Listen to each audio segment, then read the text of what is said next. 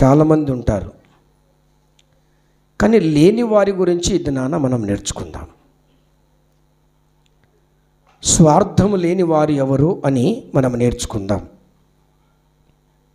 మరొకపారి అంశం నేను చెప్తున్నాను. స్వార్థము లేని మనుషులు ఎలా ఉంటారు, వాళ్ళు ఏ విధంగా ఉంటారు, వారి మనసు ఎలా ఉంటుంది ఆలోచన చేద్దాం. స్వార్థము అనేది మనిషిని పాడు చేస్తుంది. దాన్ని బైబిల్ భాషలో ఏమన్నారు అంటే కుళ్ళు అన్నాడు. కుళ్ళు మనిషిని ఏం చేస్తుంది తెలుసా? పాడు చేస్తుంది. సౌండ్ సిస్టమ్ రెడీ చేయండి, మంచిది చేయి.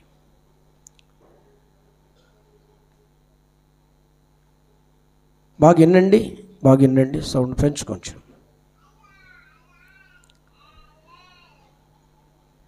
కుళ్ళు అన్నాడు, మంచిది, వెరీ గుడ్. కుళ్ళు వ్యాధి ఏం చెప్పండి? కుళ్ళు వ్యాధి ఎవరికైనా వస్తుందే కుళ్ళు వ్యాధి.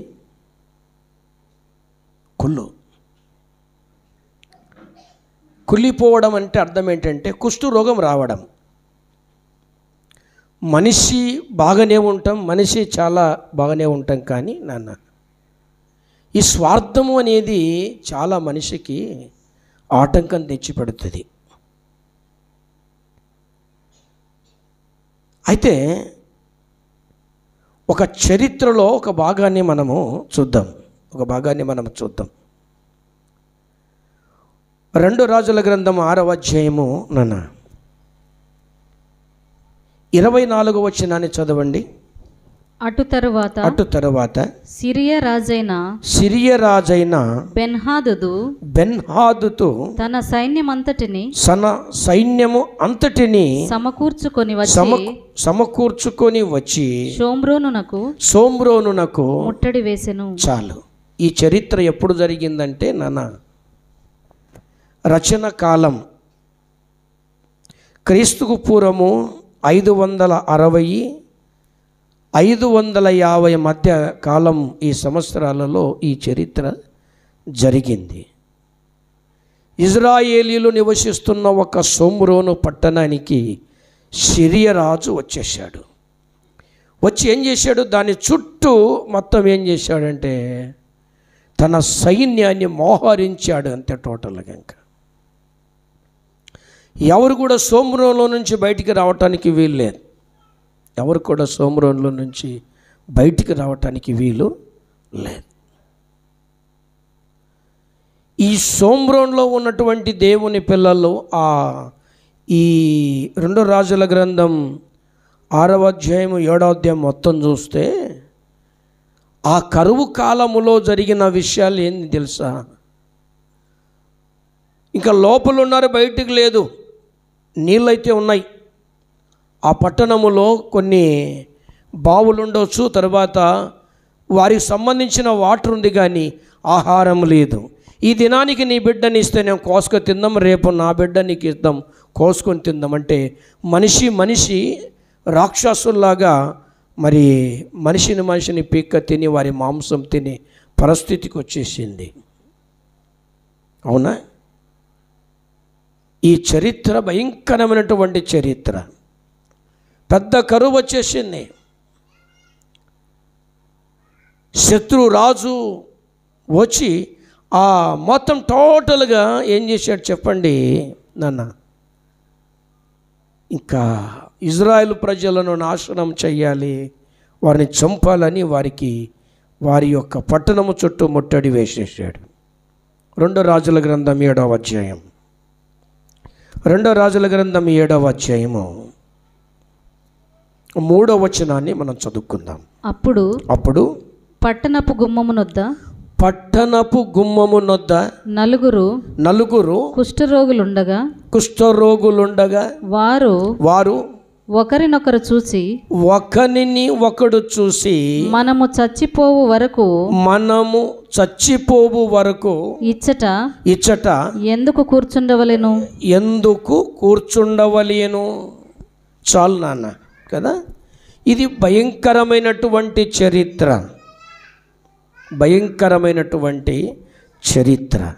ఎలాంటి చరిత్ర అంటే భయంకరమైనటువంటి చరిత్ర. కుష్ఠరోగం ఎందుకు వస్తుందో తెలుసా నాన్న? కుష్ఠరోగం ఎందుకు వస్తుందో తెలుసా? మనకు తెలుసు. కుష్ఠరోగం ఎందుకు వస్తుందో మనకు తెలుసు. మిరియాముకు కుష్ఠరోగం వచ్చేసింది. అంటే లేవి గోత్రములో ఉన్నటువంటి ఒక కుటుంబానికి, యాజకుల కుటుంబము అది, ఆమ్రాము యకబేదుల కుటుంబములో అహరోను పెద్దోడు, మిరియాము నడిపోమే, మోషే చిన్నోడు. అయితే ఈ మిరియాము అహరోను మోషేని ఇష్టానుసారంగా మాట్లాడినందుకు, నాన్న బాగా వినాలి ప్లీజ్, ఇష్టానుసారంగా మాట్లాడినందుకు కుష్ఠరోగం వచ్చేసింది. అట్లా ఇంకొకటి, మనం ఇదే రాజుల గ్రంథములో మనము చూస్తే ఇదే 2 రాజుల గ్రంథము 5వ అధ్యాయంలో మనం చూస్తే, నయమాను అనే వ్యక్తి దేవుని సన్నిధిలో ఉంటూ దేవుని సేవకుని మోసం చేసినందుకు, దేవుని సేవకుని ముందు అబద్ధాలు ఆడినందుకు కుష్ఠరోగం వచ్చేసింది. అలాంటి కుష్ఠరోగులు ఇక్కడ ఉన్నారు. వీళ్ళను ఊరి బయట పెట్టారా నాన్న? ఊరి బయట పెట్టారు. అక్కడేమో సైన్యం వచ్చేసింది. వాళ్ళ దగ్గరికి వెళ్తే వాళ్ళు చంపేస్తారేమో, అయ్యా వీళ్ళ దగ్గరికి వెళ్తే వీళ్ళు చంపేస్తారేమో, వీళ్ళను ఊరి బయట పెట్టేశారు. అయితే వాళ్ళ నిర్ణయం ఏంది అంటే, ఒరే వాళ్ళు చంపితే చద్దాము, వాళ్ళు కొడితే కొట్టించుకుందాము, ఎందుకు మనము ఆకలి కొని చావాలి, మనం వెళ్దామని చెప్పేసి ఏం చేశారంటే వీళ్ళు సిరియనుల దండుపేటలోకి వెళ్ళారు. వారు సోంబ్రోను ఊరి బయట చుట్టూ కూడా ఏం చేశారంటే సైన్యముతో నిలబడ్డారు. ఎప్పుడైతే ఇశ్రాయేలు రాజు సోమ్రోన్ రాజు బయటికి వస్తాడో అతన్ని చంపి ఆ పట్టణాన్ని మొత్తము స్వాధీనం చేసుకుందామని వాళ్ళు బయట నిలబడ్డారు. అయితే మనము 2 రాజుల గ్రంథం 2 రాజుల గ్రంథం 7వ అధ్యాయం తీయండి. 2 రాజుల 7వ అధ్యాయం 8వ వచనాన్ని మనం చదువుకుందాం. కాబట్టి ఆ కుష్ఠరోగులు దండుపేట వెలుపటి భాగము నొద్దకు వచ్చి ఒక గుడారము చొచ్చి భోజనము పానములను చేసి అచ్చట నుండి వెండి బంగారములను బట్టలను ఎత్తుకొని పోయి దాచిపెట్టి తిరిగి వచ్చి మరి ఒక గుడారము చొచ్చి అచ్చట నుండి సొమ్ము ఎత్తుకొని పోయి దాచిపెట్టిరి. చాలు. ఇది జరిగిన విషయం ఏంటంటే ప్రవక్త చెప్పాడు, దేవుని సేవకుడు చెప్పాడు. జరుగుతున్న విషయాలలో ఆ కాలంలో ఒక గాడిద యొక్క మరి తల చాలా ఖరీదు కమ్మబడింది. భయంకరమైనటువంటి పరిస్థితి. అయితే ఆహారము సమృద్ధిగా దొరుకుతుంది అని చెప్పాడు. ఆయన చెప్పిన రీతికి ఇది జరిగింది. అయితే సంధ్యవేళ కాలములో ఫిలిష్తీయుల దండుపేటలో ఉన్న మరి ఆ సైన్యానికి ఏదో ఒక రకమైన శబ్దం వచ్చినప్పుడు, ఒరే ఇజ్రాయేలీలు పెద్ద పెద్ద శబ్దాలతో మన మీదకి వస్తున్నారు, మన మీద పడుతున్నారు, మనం ప్రాణము తగ్గించుకుందామని వారి డేరాలలో ఉన్న బంగారు వెండి మరి తిన వస్తువులు బట్టలన్నీ వదిలేసి వెళ్ళిపోయారు. పరుగు ఊపుంటే ఉప్పమ్ముకోనైనా బతుకోవచ్చు అనే ఆలోచనతో వెళ్ళిపోయారు. ఆ వెళ్ళిపోయిన సమయంలో వీరు ఈ కుష్ఠరోగులు వీళ్ళ గురించి మనం ఆలోచన చేస్తే కదా, ప్రాణము తెగించి వెళ్ళారు కుష్ఠరోగులు. ఎక్కడికి? ఇశ్రాయేలీల యొక్క దండుపేటలోకి ప్రాణము తెగించి వారు వెళ్ళారు. వీళ్ళు ఎవరమ్మా? కుష్ఠరోగులు. వీరి శరీరానికి మాత్రమే కుష్టు ఉంది, కానీ ఆత్మ కుష్టు లేదు. ఈనాడు ప్రతి సంఘములో, ప్రతి రాజ్యములో, ప్రతి వీధిలో, ప్రతి దేశములో ఆత్మ కుష్టు ఉన్నటువంటి వాళ్ళు ఉన్నారా బాబు? ఆత్మ కుష్టు. దీనే స్వార్థముతో కూడినటువంటి కుష్ఠులు ఉన్నారు కనుకన్నా. స్వార్థముతో కూడిన వీరికి శరీరానికి మాత్రమే కుష్ఠు ఉంది, కానీ వారి మనసుకు మాత్రం కుష్ఠు లేదు. మంచి మనసు కలిగినటువంటి వీరు, మంచి ఆలోచన కదా. చాలామంది మనసులకు ఏముంటుందంటే కుష్ఠు రోగం ఉంటుంది. కుష్ఠు రోగం ఎక్కడ?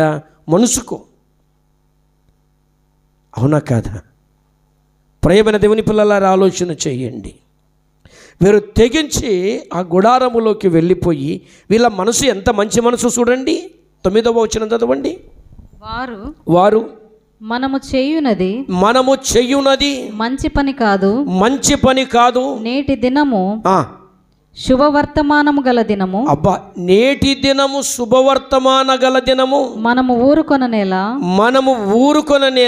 తెల్లవారు వరకు మనము ఇచ్చట నుండిన ఎడల ఏదైనా ఒక అపాయము మనకు సంభవించును గనుక మనము వెళ్ళి రాజు ఇంటి వారితో సంగతి తెలియజెప్పుదము రండని ఒకరినితో ఒకరు చెప్పుకుని. మంచి మాట. ఇప్పుడు ఏ కాలం అండి ఇది? డిసెంబర్ కాలం. ఏ కాలం నాన్న? చలికాలమే. ఈ కాలంలో ఏం చెప్పుకుంటారు? ఏం చెప్పుకోరు. క్రిస్టమస్ గురించి చెప్పుకుంటారు. అవునా? ఆనాడు గొల్లలు జ్ఞానులు కూడా ఒకరితో ఒకరు చెప్పుకొని బెత్లెహేముకి వెళ్ళారు. ఎవరిని చూడటానికమ్మా? యేసుక్రీస్తును చూడటానికి. బాలయేసు కాదు, ఆయన బాలుడు కాదు, ఆయన సృష్టికర్త. ప్రేమమయుడు కిందికి వచ్చాడు. ఆయన గురించి అందరు చెప్పుకున్నారు, దేవదూతలు కూడా చెప్పుకున్నారు, అందరు కూడా ప్రకటన చేశారు. మళ్ళీ ఆ కుష్ఠరోగులకు ఏ దినమంట? 7వ అధ్యాయం 9వ వచనములో ఏ దినమంటమ్మా? అక్కడ ఉంది. ఏం దినమంటే వారు మనము చేయునది మంచిది కాదంట. బాగినండి. మనము చేసేది మంచిది కాదు. మనలో స్వార్థం ఉండకూడదు. మనలో సోమ్రోన్లో ఆకలి కొని చూస్తున్నారు. సోమ్రోన్లో భయంకరమైన కరువు వచ్చేసింది. ఆ కరువు వెళ్ళాలంటే ఈ విషయం మనము చెప్పాలి. వీరి ఎలాంటి వారమ్మా? స్వార్థము లేని మనుషులు. మనలో ఎవరైనా స్వార్థము లేని వారు ఉన్నారా? స్వార్థం ఉన్నందుకే దేవునికి కానుకలు ఇవ్వం. స్వార్థం ఉన్నందుకే దేవుని మందిరానికి రావడానికి చాలా తిప్పలు పడతారు కదా, చాలా ఇబ్బందులు పడతారు. స్వార్థం. ప్రేమైన దేవుని పిల్లల వాళ్ళు చూడండి, ఎంత మంచి మనసు కలిగిన వాళ్ళండి కదా. అయ్యా, మీరు బాగినండి. వీరిలో ఏమి లేదు చెప్పండి? వీరిలో ఏమి లేదు. కక్ష లేదురా బాబు, కక్ష లేదు. కారణం ఏంటంటే, అరే మాకు కుష్ఠరోగం వచ్చిందని పందులను పెట్టినట్టు ఊరు బయట పెట్టినారే మమ్మల్ని ఊర్లోకి రానియరే, సమాజములకి రానియరు, సంఘములోకి రానియరే అని కక్షతో కూడి ఉంటే చచ్చేంత వరకు మనమే ఈ గుడారంలో ఉన్నటువంటి తినబండారాలు ఆహారం తిని బతుకుదాము, వాళ్ళకెందుకు అని చెప్పేవాళ్ళు. కానీ స్వార్థము లేని వారు కదా, స్వార్థము లేని మనసు ఇలా ఉంటారంటే ఇలా ఉంటారు, వీళ్ళలాగా ఉంటారు. నలుగురు కుష్ఠరోగుల్లాగా ఉంటారు నాయన. స్వార్థం లేని వారు వీళ్ళు. స్వార్థం లేని వారు ఎలా ఉంటారంటే ఈ విధంగానే ఉంటారు. అక్కడ జరుగుతున్న గుడారాలలో సైన్యం ఎవరు లేరు, ఫిలిష్తీయులంతా పారిపోయారు. ఏ గుడారములు చూడు తినేబండారాలు అలాగనే ఉండయి, బట్టలు అలాగనే ఉండయి, ఎండి బంగారాలు అలాగనే ఉండయి. ఈ శుభవార్త సోమ్రోన్లోనున్న రాజుగారికి వర్తమానం పంపించేశారు. అప్పుడు వచ్చేసి గబా ఆకలి కొన్న వాళ్ళు తినేబండారాలన్నీ కూడా, ఇది ఏ దినమంటమ్మా? వాళ్ళు ఎంత చక్కగా మాట్లాడతారు చూడండి కదా. మనము చేయనది మంచిది కాదు, నేటి దినము శుభవర్తమానము గల దినము కదా నాన్న. అందుకే మనము లూకా రాసిన సువార్తలోకి వెళ్ళిపోతే ఏం రాయబడింది అని అక్కడ రాయబడలేదు, కానీ ఇక్కడ మనం ఏం రాయబడింది? ఇదిగో ప్రజలందరికీ కలగబోవు సంతోషకరమైన సువర్తమానము కదా నాన్న. ఎందుకంటే పాపుల రక్షకుడు యేసు బెత్లెహేములో పుట్టాడు. ఆయన ప్రజల యొక్క కుష్టు, ఏ కుష్టు తీసేయటానికి, స్వార్థం అనే కుష్టు, కుళ్ళు అనే కుష్టు తీసేయటానికి పుట్టాడు ఆయన. వీళ్ళు ఏం చేశారంటే రాజుకు ఈ విషయము చెప్పారు. వీళ్ళు ఏమి నెరవేర్చారు చెప్పండి నాన్న? కుష్ఠరోగులైన వీరు ఎవరి మాట నెరవేర్చారు? మనం ఆలోచన చేస్తే దేవుని మాటను నెరవేర్చిన 4 కుష్ఠరోగులు, స్వార్థము లేని మనసు కలిగినటువంటి వారు.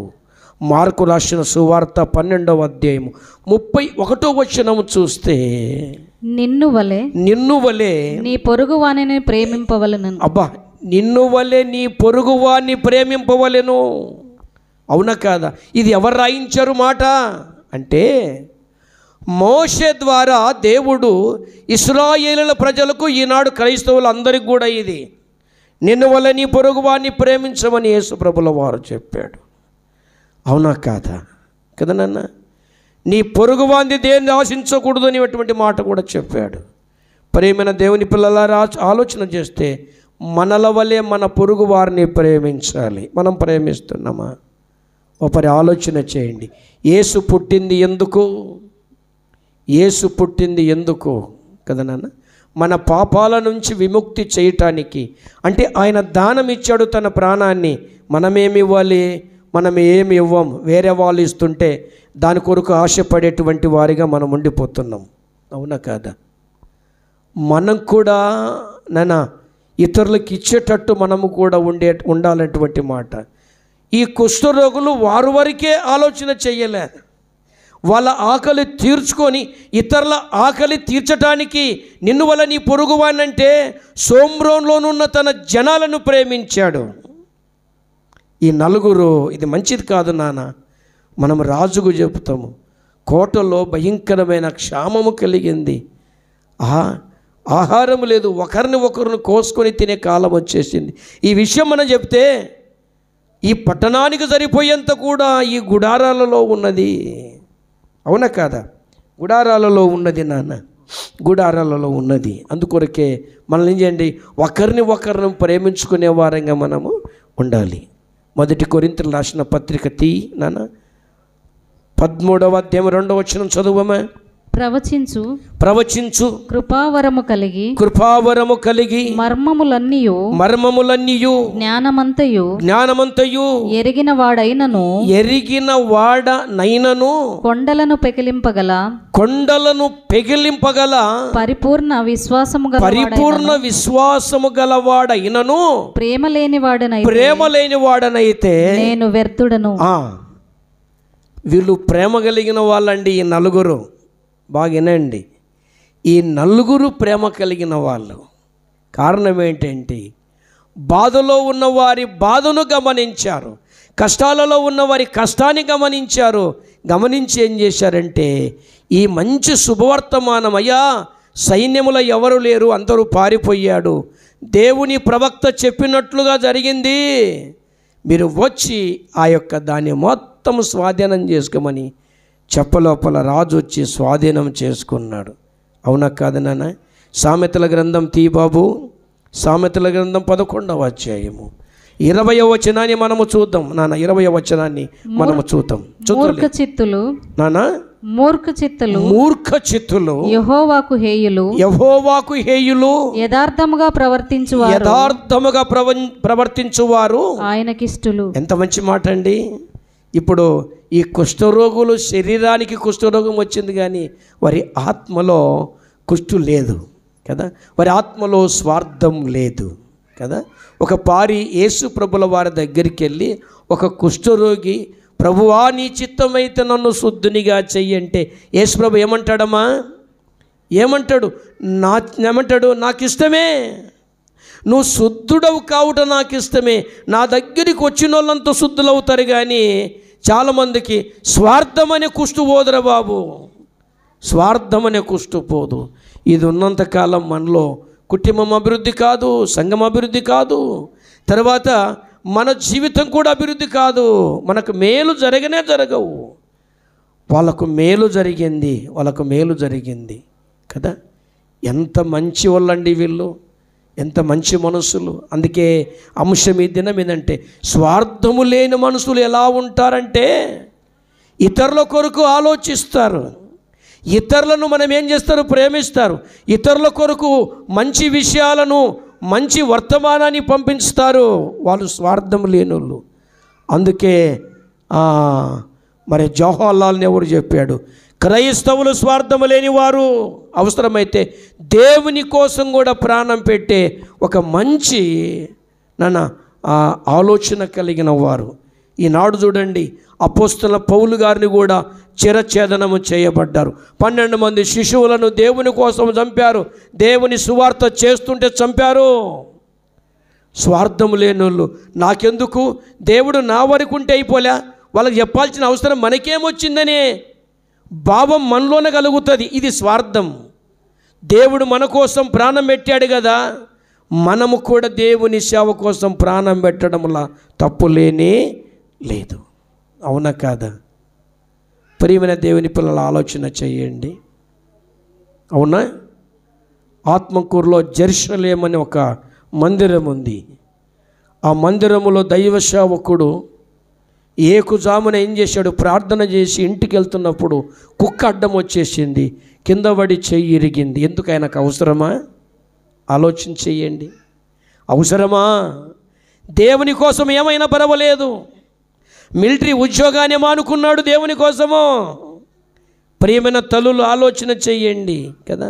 స్వార్థము లేని జీవితము విలువైనది, అది దేవునికి ఇష్టమైనది, దేవుని నుంచి దీవెన తెచ్చేది అది. ప్రియమైన దేవుని పిల్లలారా ఆలోచన చెయ్యండి కదా. ఆ మాట మళ్ళీ చదువమ్మా. 11వ అధ్యాయం 20వ వచనం మళ్ళీ చదువు తల్లి. మూర్ఖ చిత్తులు యెహోవాకు హేయులు యథార్థముగా ప్రవర్తించువారు ఆయనకిష్టులు. వాళ్ళని ఏమంటారంటే స్వార్థము లేని మనుషులు కదా. 22వ అధ్యాయం సామెతలు, 22వ అధ్యాయం సామెతలు 9వ వచనం చదువు తల్లి. దయాదృష్టి గలవాడు తన ఆహారములో కొంత దరిద్రునికిచ్చును. అంతే కదండి, వాడు దీవెన నొందును. మంచి మాట, యెహోవా వలన దీవెన నొందును. మళ్ళీ అవునా కాదా? చూడండి, దయాదృష్టి విలలో దయ ఉంది. ఒరే, మనము కుష్ఠరోగం ఉందని ఊరి బయట పెట్టారు పందుల్లాగా, అయితే అయ్యిందిరా. ఇప్పుడు చక్కని తినబండారాలు ఉన్నాయి, ఆహారం ఉంది, వస్త్రాలు ఉన్నాయి, వెండి బంగారాలు ఉన్నాయి. మనము మన వాళ్ళకి చెప్పకపోతే ఎలా అని చెప్పి వాళ్ళు ఏం చేశారంటే, ఈ వర్తమానాన్ని, ఈ మంచి ఆ పరిస్థితిని, ఆ వాతావరణాన్ని రాజుకు వర్తమానము పంపారు. వాళ్ళొక మాట అన్నారు, రండి అయ్యా, ఇది మంచిది కాదు, స్వార్థంగా మనమే తినడం మంచిది కాదు, స్వార్థంగా మనమే అనుభవించడం మంచిది కాదు. ఇంకా చాలు, మనమంతా దాచుకున్నాం, మనము ఇంకా మన వాళ్ళకి చెప్పేద్దాము. మనలాగా ఆకలి కొనే వాళ్ళు చాలామంది ఉన్నారు. అవునా కాదా? అమెరికా దేశస్తులు మన దేశానికి వచ్చి నాయన ఏం చేశారు చెప్పండి, అక్కడంతా దశంభాగాలంతా తెచ్చి ధనమంతా తెచ్చి మన దేశంలో స్కూళ్ళు కట్టించారు, హాస్పిటల్ కట్టించారు. అవునా? వేరే దేశం నుంచి వచ్చినటువంటి మదర్ తెరీసా గారు కలకత్తా ప్రాంతములో మంచి కుష్ఠరోగులకు హాస్పిటల్ కట్టించి, అనాథాశ్రయాలు పెట్టించి, మన దేశంలో ఇది ఎవడు చెయ్యడు. భారతదేశంలో చెడిపేదే కానీ బాగు చేసేదైతే ఎక్కలేదు, దాఖలేదు. ఒక అనాథాశ్రయం ఉందంటే ఇది అమెరికా దేశస్తులకు దేవుడిచ్చిన జ్ఞానము. బీదలను కనికరించండి, మీ ఇంట్లో చేర్చకండి అనేటువంటి మాటతో. అవునా కాదా? మనం చూస్తే మదర్ తెరీసా గారు కూడా స్వార్థము లేని వాళ్ళు కదా. తన కోసం బ్రతకల, ఇతరుల కోసం బతికింది. తాను తినలేదు, ఇతరులకు తినిపించింది. ఒక పారి నేను ఒక గ్రంథములో చదివాను, అనాథల పిల్లల కోసం ఒక పెద్ద సావుకారు దగ్గరికి వెళ్ళిపోతే ఆయన ఏం చేసినాడు తెలుసా? ఏమి థూ అని ఉమ్మిలిచ్చాడంట. ఉమ్మిలియగానే ఉమ్మిలి కూడా తాను ఉమ్మిలించిన దానిలో వచ్చే దోషంలో పెట్టుకొని ఒక పేపర్లు పెట్టి జాగ్రత్తగా పెట్టుకున్నది.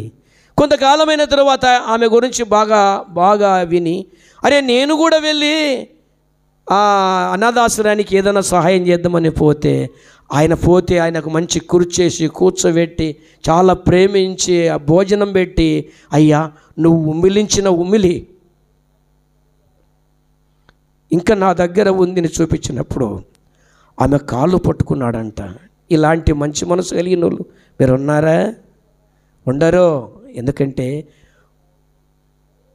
మందిరములోకి వచ్చి మంచిగా ఉంటాము, బయటికి పోతే బొంగురంగలకి తిరుగుతామని ఒక మంచి బైబుల్ పండితుడు చెప్పాడు నాన్న కదా. మందిరం వరకే మన జీవితము, బయటికి వెళ్ళిపోతే మన జీవితం భయంకరంగా ఉంటుందని చెప్పాడు. కానీ వారు స్వార్థము లేనటువంటి ఆ నలుగురు ఆ చెప్పిన ఆ చక్కని ఆ వర్తమానమును బట్టి ప్రజలందరూ బతికారు. దేవదూత చెప్పినటువంటి వర్తమానమును బట్టి గొల్లలు జ్ఞానులు ఆ దేవుని చూసి ఆనందపడ్డారు. పరలోకములో స్తుతింపబడవలసినటువంటి ఆయన భూలోకములో మనిషి రీతిగా భూమి మీదకి వచ్చాడని దేవుణ్ణి చూసి సంతోషపడ్డారు. ప్రియమైన దేవుని పిల్లలారా, ఆలోచన చెయ్యండి కదా. ఇప్పుడు సామెతలో 23:16 చదువుతున్నానా? నీ పెదవులు యథార్థమైన మాటలు బాగినాలి. నీ పెదవులు యథార్థమైన మాటలు పలుకుట విని నా అంతరింద్రియములలో ఆనందించును. ఎంత చక్కటి మాట అండి. దేవుడు చక్కగా మాట్లాడుతున్నాడు. మనం యథార్థంగా మాట్లాడుతున్న మాటలను బట్టి దేవుడు చాలా ఆనందపడిపోతాడు, చాలా సంతోషపడిపోతాడు. కనుక మనం విన్నాం కదా, స్వార్థము లేని మనసులు ఎలా ఉంటారు చెప్పండి. ఈ చరిత్ర ఎప్పుడు జరిగింది?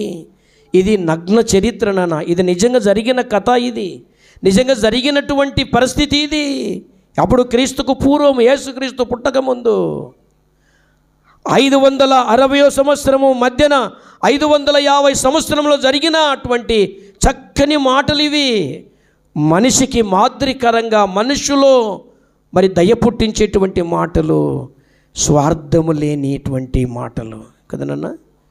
స్వార్థము లేనటువంటి మాటలు మనం వింటూ ఉన్నాం.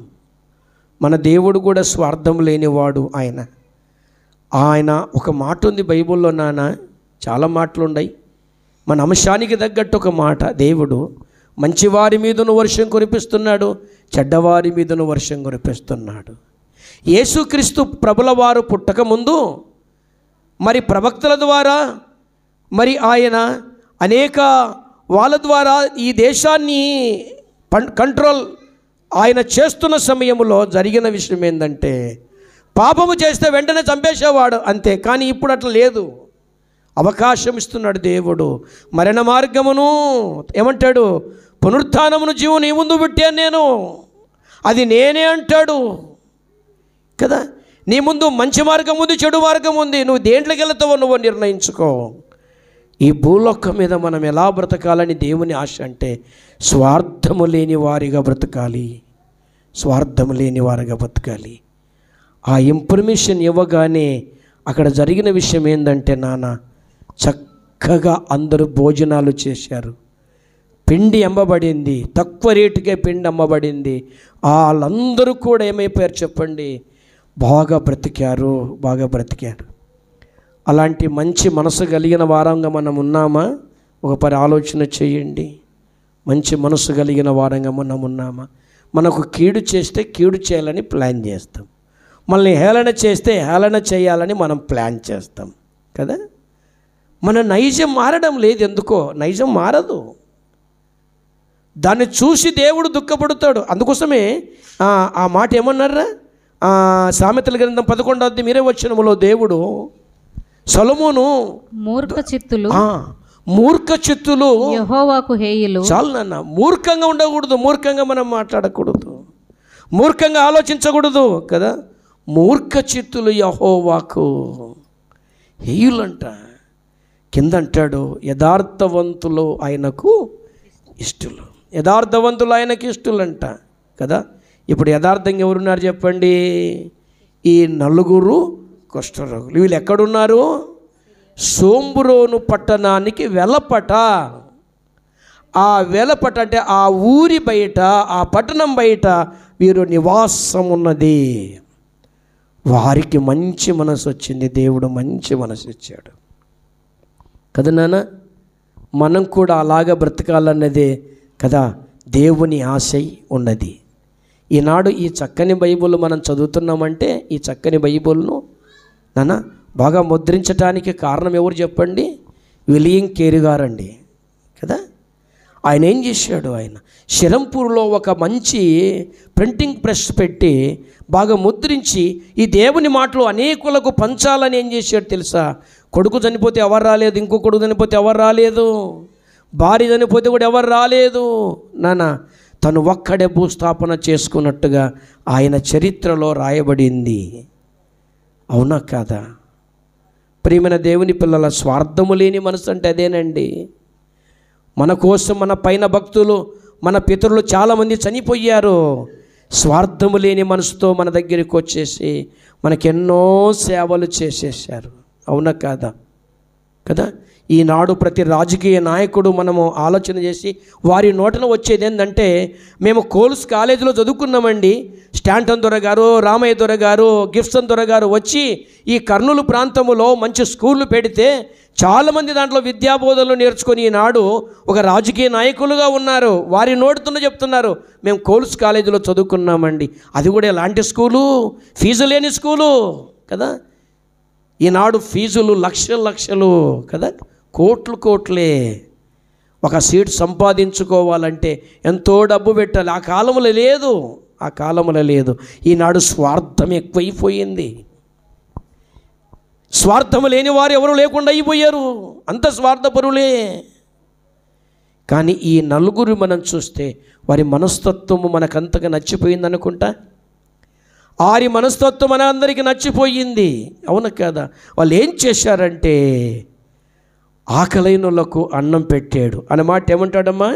ఈ 22వ అధ్యాయం 9వ వచనములో ఏమంటాడు నాన్న కదా? సామెతల గ్రంథం 22వ అధ్యాయం 9వ వచనములో, దయాదృష్టి గలవాడు తన ఆహారములో కొంత దరిద్రునికి ఇచ్చును, అట్టివాడు దీవెన నొందును. మంచి మాట, అట్టివాడు దీవెన నొందును. ఎంత చక్కటి మాట అండి. ఈ కుష్ఠరోగుల గురించేమో బైబిల్లో రాయబడింది నాన్న, బైబిల్లో రాయబడింది. మన పేర్లు జీవగ్రంథములు రాయబడాలంటే ఏం చేయాలి? స్వార్థము లేని వారిగా మనము ఉండాలి. స్వార్థము లేని వారిగా ఈ భూమి మీద మనము బతకాలి. దేవునికి అది ఇష్టం, దేవునికి అది ఇష్టం. అలాంటి స్థితిలో మనముంటే దేవుడు, నా పిల్లలు చాలా మంచి వాళ్ళు, చాలా మంచి వాళ్ళు, నా ఆత్మను పొందారు, నా రక్తములో కడగబడ్డారు, నాకున్న లక్షణాలే వీళ్ళకి వచ్చాయని దేవుడు ఏం చేస్తాడంటే నాన్న ఆనందపడిపోతాడు, సంతోషపడిపోతాడు. ఆయనను మనము ఆనందపరిచేటువంటి దేవుని పిల్లలుగా మనము ఉండిపోతాం. అవునా కాదా? ఒకరి మనం ఆలోచన చేద్దాం. అవునా కాదా? కదా. గ్రాండ్ హ్యామ్స్ గారు అనుకుంటా, ఎక్కడ అమెరికా నుంచి వచ్చాడు, ఒరిస్సా రాష్ట్రానికి వచ్చాడు. ఎవరికి సేవ చేస్తున్నాడండి? ఎవరికి సేవ చేస్తున్నాడు? హల్లెలూయా. ఎవరికి సేవ చేస్తున్నాడు? కుష్ఠరోగులకు. మనం ఒక హాస్పిటల్కి వెళ్ళిపోతే 300 ఫీజు, 300 ఫీజుతో పాటు ఎన్ని మందులు రాసిస్తారో తెలియదు ఇంకా. అవునా కాదా? స్కిన్కు సంబంధించిన వ్యాధి వచ్చిందంటే భయంకరంగా, అబ్బో లేనోడు చూపించుకోలేడు, పయంతా దాన్ని పుట్టించుకుంటాడు. అవునా? అవే కాదు, రకరకాల వ్యాధులు వచ్చిన, కానీ వాళ్ళు ఆనాడు ఫ్రీ సేవ చేస్తారు. ఫ్రీ సేవ, అనాథలకు, బీదవాళ్ళకు సహాయం చేశాడు కదా. ఏం చేశారు చెప్పండి? పెట్రోల్ వేసి దానికి అంటు పెట్టారు. ఏదానికి? ఒక వాళ్ళకున్న వ్యానికే పెట్రోల్ వేసి అంటు పెట్టేశారు. అందులో గ్రాండ్ శ్యామ్ యొక్క 2 కొడుకులు తాను సజీవ దహనం. ఎవరి కోసం? ఎవరి కోసం? దేవుని కోసం నాన్న. నువ్వు నీ పిల్లల కోసం, నీ యొక్క శరీరం కోసం మనం తిప్పలబడి ఏం చేస్తున్నాం? ఈ భూమి మీద గడుపుతూ ఉన్నాం కదా. వాళ్ళైతే మన కోసం సేవలు చేసి చనిపోయారు. వాళ్ళ భార్య నేను కేసు పెట్టనని తను చెప్పింది. కానీ ఈ మధ్యకాలంలో విన్న మాట ఏంటంటే, గ్రాండ్ హ్యామ్స్ గారిని సజీవ దహనం ఆ పెట్రోల్ పోసి అంటుపెట్టిన వ్యక్తి ఇప్పుడు దేవుని నమ్ముకున్నాడు. ఆయన ఒక విశ్వాసగా బ్రతుకుతున్నాడని ఒరిస్సా రాష్ట్రంలో నేను విన్నాను. అది ఎంత నిజమో తెలియదు కానీ విన్నాను. ప్రియమైన దేవుని పిల్లల, ఒక్క ఆత్మ నశించుట దేవునికి ఇష్టమో లేదు.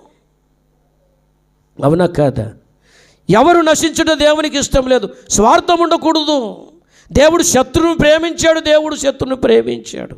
మనమందరం కూడా దేవునికి శత్రులమే. మనము శత్రులమై ఉండగా యేసుక్రీస్తు ఆయన సిలువలో మరణించాడని వాక్యములో రాయబడింది కదా నాన్న. ఒకరు ఆలోచన చేయండి కదా. మనం కూడా అలా బతుకుదామా? మన దేవుడు స్వార్థము లేనివాడు. మన దేవుడు ఆయన మంచి మనసు కలిగిన వాడు, మంచి మనసు కలిగిన వాడు. చూడండి, గ్రాండ్ గారు చనిపోయారండి. ఎవరి కోసం? దేవుని కోసం, దేవుని సేవ కోసం. అవునా కాదా? కదా. మదర్ తెరెసా గారు వాళ్ళకి కట్లు కట్టేది, వారిని పరామర్శించేది, వారికి స్నానాలు చేయించేది. నాకెందుకు అనుకున్నదా, ఈ దేశంలో పుట్టలే, భారతదేశానికి కలకత్తా ప్రాంతానికి వచ్చేసింది. ఆ కలకత్తా ప్రాంతము స్లమ్ ఏరియా అంటే ఆ పూట తిని ఆ పూట గడిపేటువంటి వారి మధ్యలో సేవ చేసింది. మళ్ళీ ధనికుల మధ్యలో సేవ చేయలేదు కదా నాన్న. ధనికుల మధ్యలో సేవ చేయలేదు కదా. ఒక మాట ఆమె గురించి రాశారు, కొండంత తండ్రి కంటే ఏ కులబుట్టంత తల్లి ఉండాలంట. ఆనాడు అక్కడ ఆ ప్రాంతంలో అంతా కూడా ఆమె ఒక తల్లిలాగా అనాథ పిల్లలని, కుష్ఠరోగులను చేరదీసి ఆమె ఏం చేసింది చెప్పండి? స్వార్థము లేని సేవ చేసింది. మనం ఎలా ఉన్నాం ఓపరి ఆలోచన చేయండి. ఈ కుష్ఠరోగులకు కలిగిన మనసు మనం కలిగి ఉన్నామా? కళ్ళు మూసుకుంటే ప్రార్థన చేసుకుందాము నాన్న. అందరూ కూడా కళ్ళు మూసుకుంటే ప్రార్థన చేసుకుందాం. స్వార్థము లేని మనసు అంటే ఇట్లుంటుంది రా బాబు కదా. వీళ్ళలాగుంటుంది స్వార్థము లేని మనసు నాన్న.